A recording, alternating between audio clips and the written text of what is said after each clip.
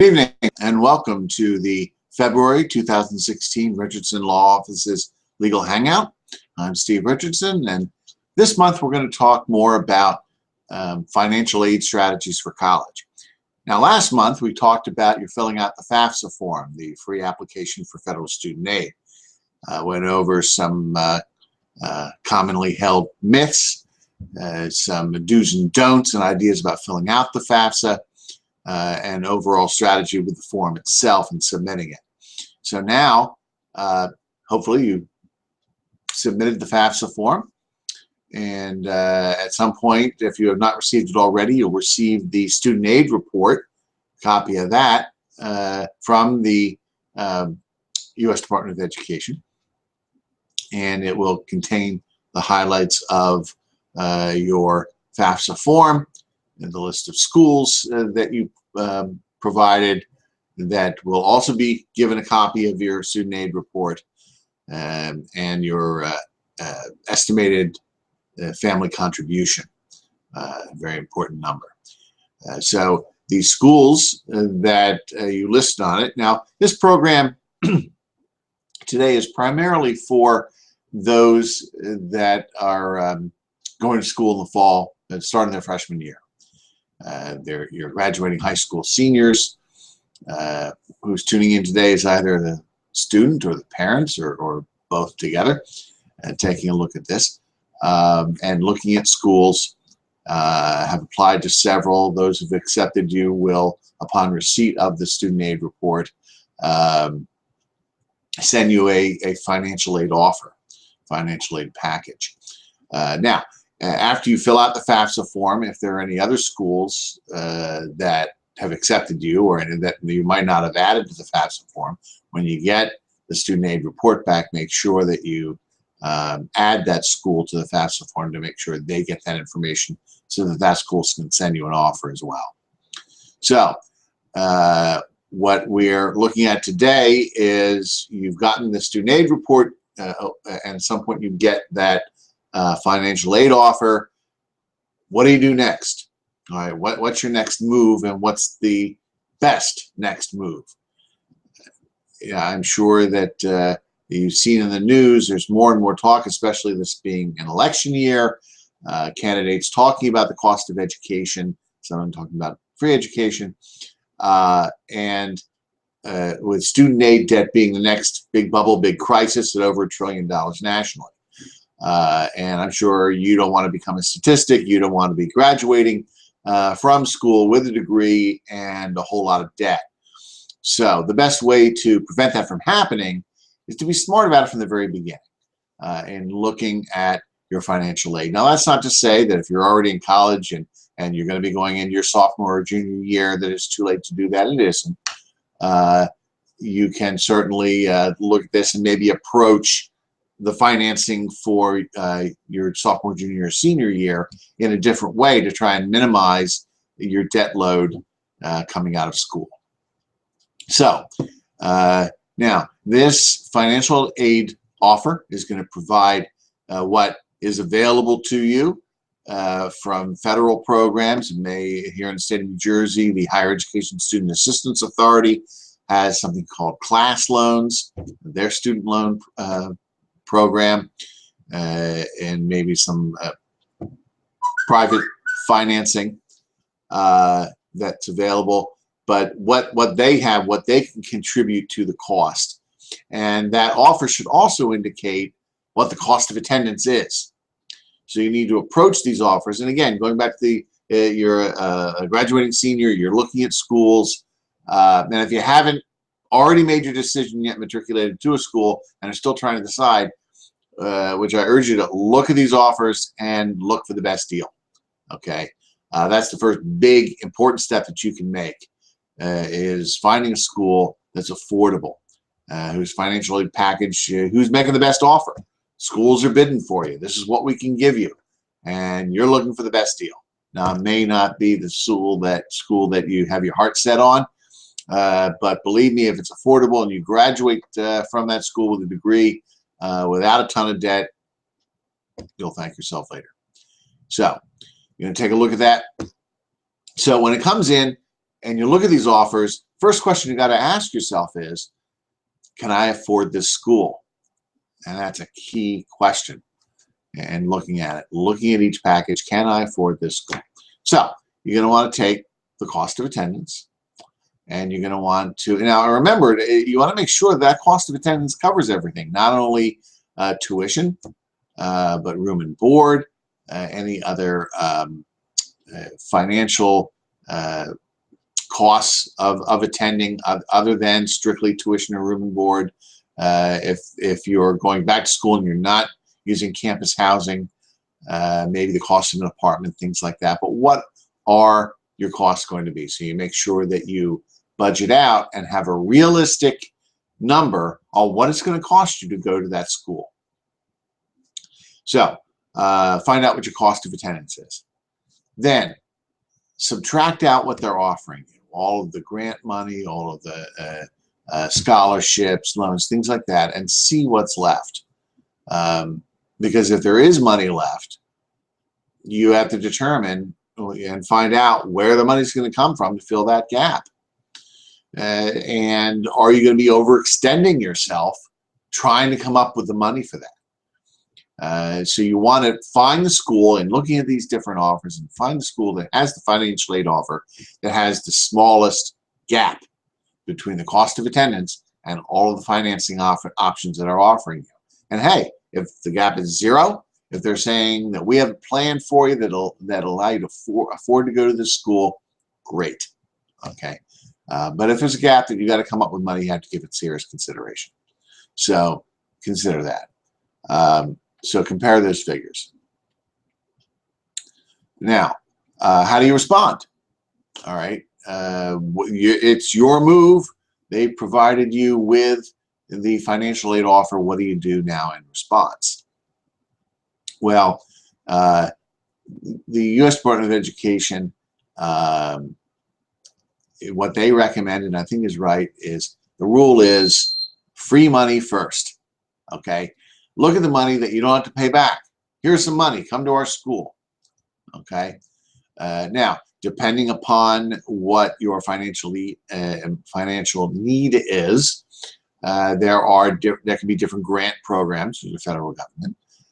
For example, the Pell Grant program is need-based, but the money available from the Pell Grant program through July of 2016, these numbers will be updated at some point, but right now is at $5,815.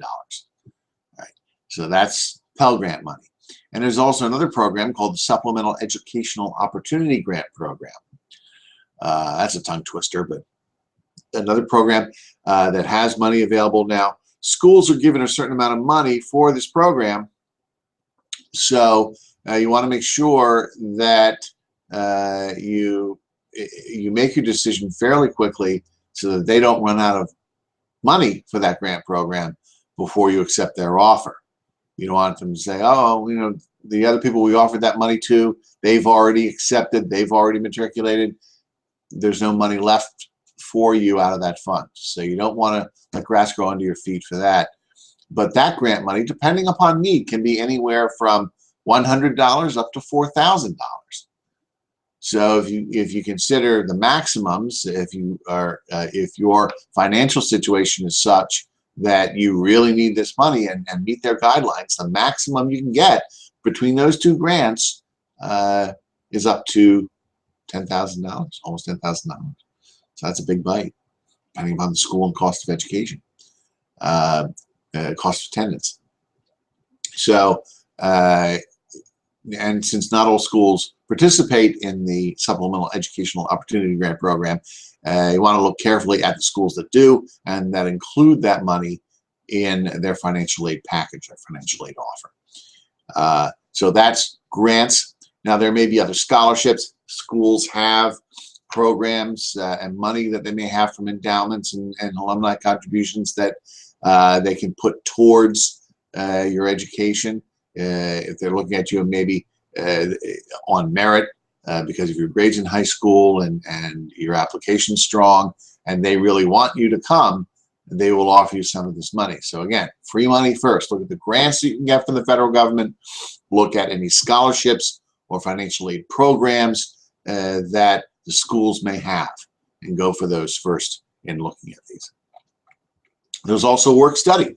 You can make it at the very least the federal minimum wage for work that you do. There's some information on my website on the work study program, and I'd encourage you to look into that. But again, more free money. Now, it's not free in that they're just handing it to you. All right, you have to work for it. It is work study, so you're going to have a job while you're in school. So it's going to take some effort and time away from studying and maybe other activities that you want to enjoy while you're in college. But it's really time well spent, because every dollar that you make from work study that helps pay for your education is one less dollar that you may have to pay back after you graduate. So work study programs, look into those.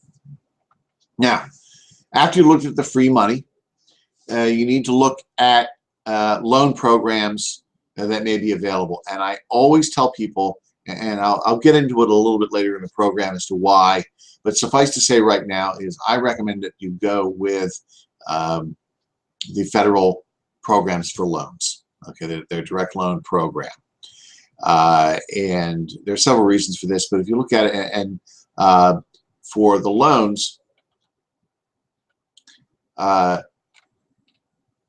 let's get into it. Let's get into the reasons why you get into the loans, federal loans first. Let's talk about it now. Number one is in-school deferment.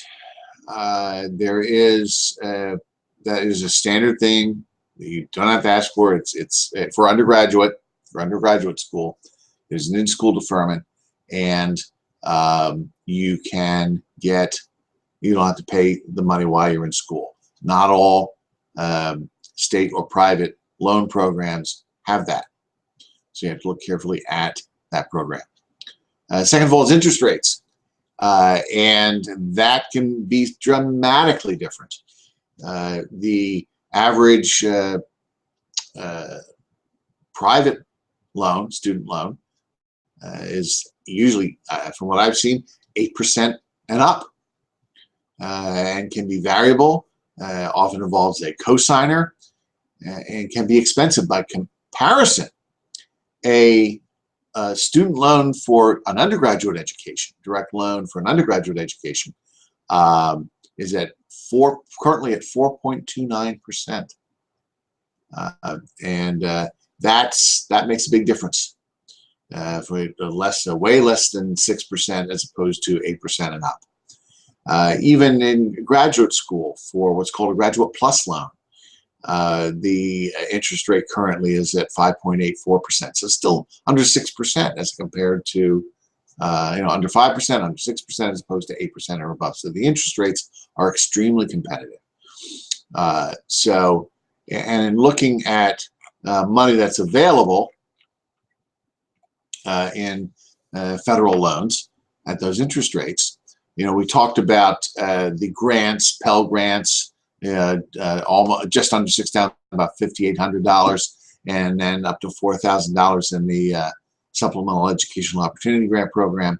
For direct loans, let's say you're going into your freshman year. The program's mainly about freshman year, although it goes up an additional $1,000 a year for the sophomore year, and then junior and subsequent year. So right now, you can borrow, a dependent child can borrow up to $5,500 a year for freshman year under this direct loan program, and get those really competitive interest rates. All right. Now, of that, you can get up to $3,500 in a subsidized student loan. Now, what do I mean by subsidized? Again, another reason why federal programs beat anything else, and that's subsidies. I talked about the in-school deferment and why that's great, and that you don't have to make payments, you don't have to do anything while you're in school, everything's fine. But the gotcha is when you get to the end, when you graduate. Let's say you're going into your freshman year and you're borrowing money. Let's say you borrow $5,000. Well, that $5,000 continues to accrue interest while you're in school. That loan's deferred. You don't have to make payments, but it continues to accrue interest. In a subsidized loan, the federal government pays that interest during the deferment. In an unsubsidized loan, that interest continues to accrue, and then once you graduate, gets capitalized and rolled into principal, and now all of a sudden you owe a lot more than $5,000 that you originally borrowed. So make sure that in looking at these loans, that you load up on your subsidized loans first. Now those are needs-based, so it's going to depend upon the financial information in your FAFSA form and what your estimated family contribution is. But it's well worthwhile looking into those loans for school, for the subsidized loans. So you're looking for that. So let's talk about some of the other reasons why to go with federal. Loan qualifications. Most federal loans do not require a credit check, but they can still help you establish a good credit score.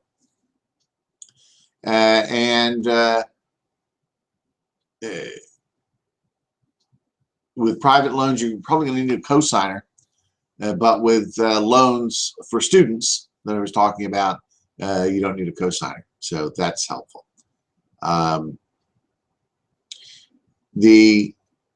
So when you borrow the money, now in looking at that gap, as far as whether there's still a gap there, I talked earlier about money left over and affordability and how much further you're going to have to extend yourself to come up with the cost of attendance for that school. So after all the free money is deducted out of your cost of attendance, after all the scholarships and loans that the student can get through the direct loan program, if there's money left over, what I recommend you do is, rather than say, okay, well, the federal's done everything they can for us, now we're going to go for, we're going to have to go to private loans or some other source to borrow money. Before you go and do that, the federal government has something called a Parent Plus loan. Now, this depends upon your situation. If you're dependent of your parents and your parents are there and they're able to help you and take out a Parent Plus loan to help bridge the gap, then that's great. There is no maximum amount that you can borrow under a Parent Plus loan, and they are, again, at competitive interest rates, much better than private loans.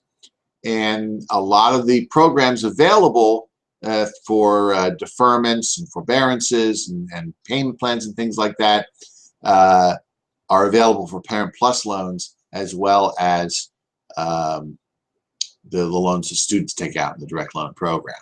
So if your parents are able to do that, then that's better. And the Parent Plus loans do not have quite the stringent or as stringent loan qualifications as perhaps a private loan would.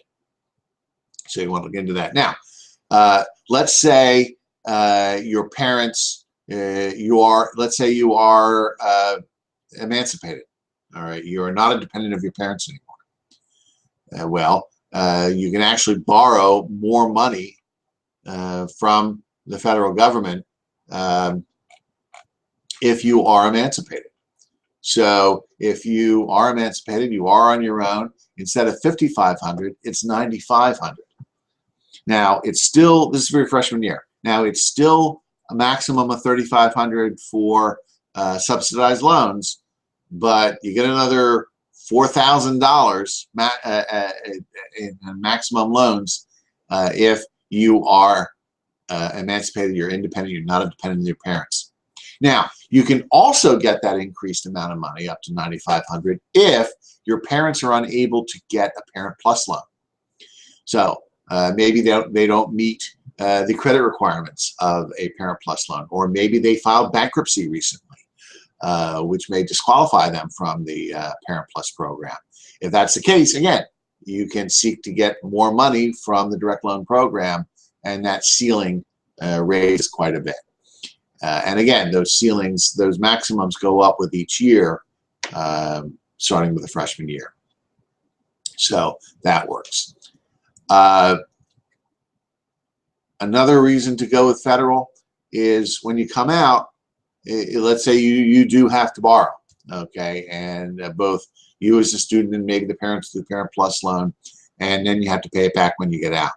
Well, there are a lot of programs for repayment that are income driven, and they look at your income, and based on your income and the amount of the debt that you have to repay, your monthly payment can be capped at, depending upon the income-driven repayment plan, either 10 or 15% of your disposable income, based on a calculation that the Department of Education does. So let's say you graduate from college and you don't have a job. Not an uncommon occurrence. All right. Now, there may be a grace period after your graduation for you to get things together, talk to your servicer, and then figure out a payment plan. But that's a deferral like anything else, and interest continues to accrue. So you want to try and take action as soon as you can. Well, if you're not working and you have no income, then maybe the smartest thing to do is to go into an income-driven repayment plan. No income, no payment. And it is possible under income-driven plans to get a zero payment. Okay, and now that's adjusted every 12 months with your income. So if you get a job and you're able to afford to make a payment, then that monthly payment can track with your income.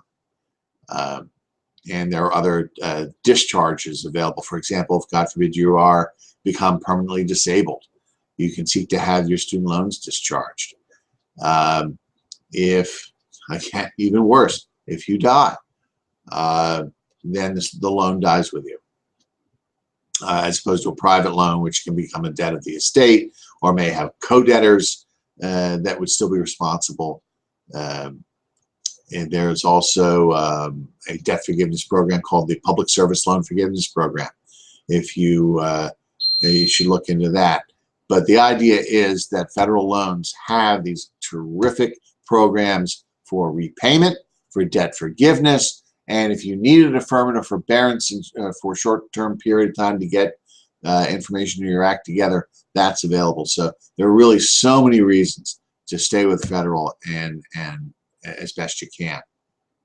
So that may lead to some tough choices. You've come to the end. You've worked every angle you can. You've looked at the best offer, and the best offer may not be from the school you really want to go to. So you may have to consider going to another school that you can afford. Another thought is maybe postponing the school of your dreams and maybe doing the first 2 years in a community college. Community colleges can be, depending on your area, can be very affordable. You get an associate's degree after 2 years. Now, you're going to want to plan ahead and make sure that whatever community college you go to, their credits are going to be accepted by the four-year college you would then transfer to. So let's say you can't afford the school of your dreams for all 4 years, or by the time you got to year 3 and year 4, the loan amounts are high enough to cover the tuition. Hopefully that'll work out for you. Then go into a community college whose credits are accepted by the school for your college that you want to go to. And that can be a way of affording it, because nobody really cares where you went to the first 2 years of school. If they care at all, they're going to care about where your four-year degree came from. So going to a community college can be a great way to deal with student loans and repayment. So that's pretty much it for this month.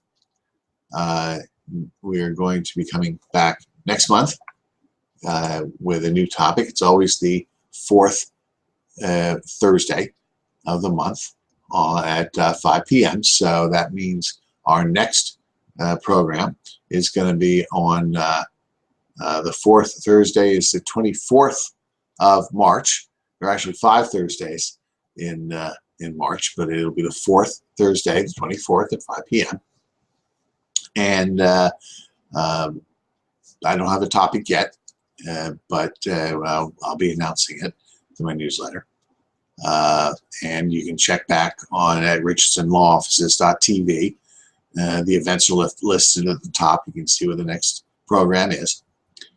And then when we get into April and May, I'll be doing some programs and talking about repayment of loans as people are graduating college in May, or law school or medical school or some other postgraduate institution, on strategies for paying it back.